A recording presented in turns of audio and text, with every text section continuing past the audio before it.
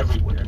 And I don't think that many law enforcement agencies understand the deep-rooted problems that are giving rise to so many people of so many different walks of life wanting to get involved, wanting their voices to be heard, and wanting to get out in public and share the moment with their friends and their neighbors. The problem is when we all watched that video where Mr. Floyd was killed in front of our eyes, it was troubling on many levels. And one of the concerns is that people of all walks of life look at that video, and if they haven't experienced being roughed up by the police, being beaten up by a police officer, being treated with a heavy hand by a police officer, they may well know somebody who has been treated that way. And it's touched so many lives that people have just had enough. They think we see this over and over again. And the fact of the matter is these types of incidents where police officers manhandle somebody, where they rough somebody up, where they use too much force gratuitously, happen every day across this country.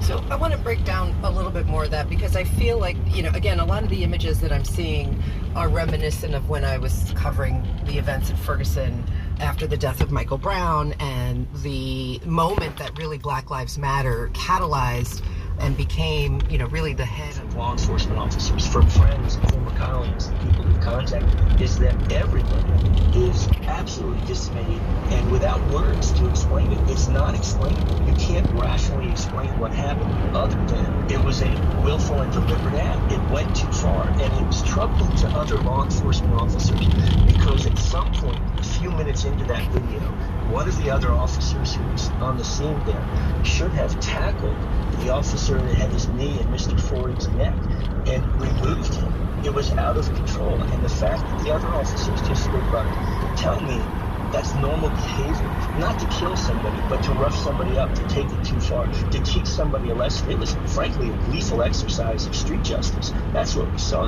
It was teaching Mr. Floyd a lesson so he wouldn't give them a hard time if they ran into each other in the future. I mean, we've seen this happen before with the death of Eric Garner, again, on video.